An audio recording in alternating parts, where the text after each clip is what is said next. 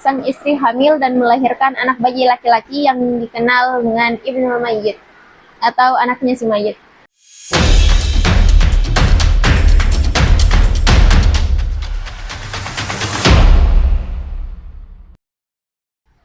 Bismillahirrahmanirrahim. Assalamualaikum warahmatullahi wabarakatuh.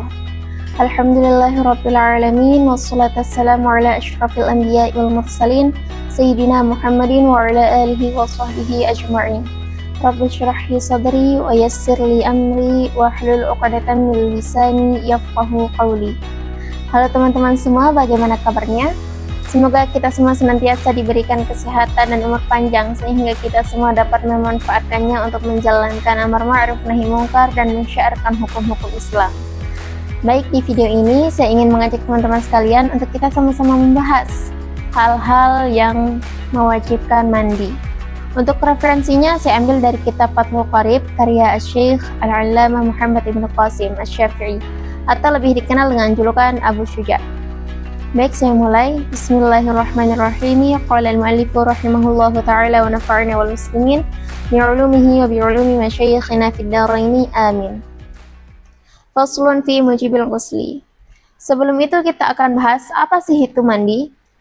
Di sini dikatakan wal ghuslu lughatan sayalanul ma'i 'ala syai'in mutlaqan, yakni mandi menurut bahasa adalah mengalirkan air di atas sesuatu secara mutlak. Wasyara'an, sedangkan menurut istilah sayalanuhu 'ala jami'il badani biniyatin makhsusatin, yakni mengalirkan air ke seluruh badan dengan niat yang khusus. Niat khusus yang dimaksud di sini adalah tergantung keadaan kita pada saat itu, apakah kita dalam keadaan junub, baru selesai haid, atau hal lain sebagainya. Kemudian walladzi yujibul ghusla sittatu asya'a. Di sini disebutkan hal-hal yang dapat mewajibkan mandi itu ada 6 perkara. Salah satu minha tashtariku fiha ar-rajulu wan nisa'u. 3 di antara yang 6 tersebut dapat berlaku pada laki-laki dan perempuan. Nah, sisanya yang 3 hanya dapat berlaku pada perempuan saja. Dan yang pertama yang akan kita bahas yakni wahiya iltiqa'ul khitanaini, yakni bertemunya dua sunatan. Apa sih yang dimaksud dengan bertemunya dua sunatan? Di sini dijelaskan wa yu'abbaru an hadzal iltiqa'i bi ilaji hayyin wadhihin ghayyaba hashafata dzakari minhu aw qadraha min maqtu'iha fi farjin, yakni masuknya hasyafah seorang laki-laki ke dalam farj sang perempuan. Dan hukum ini hanya berlaku bagi orang yang masih dalam keadaan hidup. Lalu bagaimana hukumnya untuk orang yang sudah meninggal dunia? Di sini dikatakan ammal mayyitu fala yu'adu ghusluhu bi ilajin fihi. Adapun orang yang sudah meninggal dunia maka dia tidak wajib diulang mandikan jika terjadi hal tersebut pada sang mayit. Ada sebuah cerita yang dimana suatu ketika seorang suami meninggal dunia kemudian dimandikan oleh warga setempat.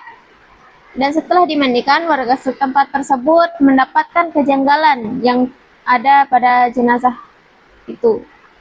Dan mohon maaf, kejanggalan tersebut adalah kemaluannya masih dalam keadaan berdiri. Nah, diberitahukanlah kejanggalan tersebut kepada sang istrinya. Kemudian sang istri menangani, dan setelah ditangani, akhirnya kejanggalan itu pun terselesaikan. Nah, dari kejadian tersebut, sang istri hamil dan melahirkan anak bayi laki-laki yang dikenal dengan Ibnul Mayyit atau anaknya si mayit. Dari kejadian tersebut, kita sudah mengetahui siapa yang wajib mandi dan siapa yang tidak. Jawabannya adalah yang wajib mandi yakni sang istri, dikarenakan sang istri masih hidup, sedangkan sang suami tidak wajib diulang mandikan. Dan di sini ada tambahan wa ammal khunsal mushkilu fala ghusla 'alaihi bi ilaji hasyafatihi wala bi ilaji fi qublihi. Dan adapun khunsa mushkil atau orang yang memiliki dua kemaluan, dia tidak dihukumi wajib mandi jikalau dia memasukkan hasyafahnya sendiri ke dalam farj miliknya. Dan yang kedua adalah wa minal musyriqi inzalun, yakni inzal. Apa itu inzal? Ayu khurujul mani, yakni keluarnya mani. Dan di sini penjelasannya adalah keluar maninya itu bagaimanapun caranya, ia tetap dihukumi mandi. Walaupun yang keluar hanya setetes dan warnanya dominan seperti warna darah, itu tetap dihukumi mandi. Mau dia dalam keadaan sadar atau tidak, kemudian bersyahwat atau tidak, dengan sebab jima atau bukan, kemudian dengan cara yang dihalalkan atau diharamkan. Mana sih yang dimaksud dengan cara yang diharamkan dan dihalalkan?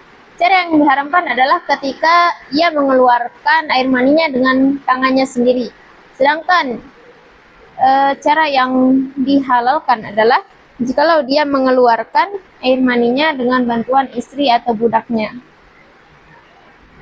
Nah, kemudian yang berikutnya adalah al-mautu, yakni kematian. Dan hukum ini tidak berlaku untuk orang yang mati syahid. Hanya berlaku untuk orang yang mati selain mati syahid. Dan kemudian kita masuk ke 3 perkara yang khusus terjadi pada perempuan.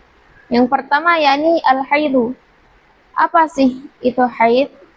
Yakni ayat damul khariju min imra'atin balagat tis'a sinina. Yakni perempuan yang sudah mencapai umur 9 tahun yang keluar darahnya. Dan umur 9 tahun ini dihitung dengan tahun Hijriyah, bukan Masehi. Jikalaupun dia masih umur 8 tahun dalam hitungan Masehi, namun dalam hitungan Hijriyah dia sudah 9 tahun, kemudian dia keluar darah, maka di sana dia dihukumi haid. Nah, jikalau dia belum 9 tahun kemudian dia keluar darah, maka di sana dihukumi dia itu dalam keadaan istihadah. Dan di sana dia tidak wajib untuk mandi. Kemudian yang kedua adalah nifas. Apa itu nifas?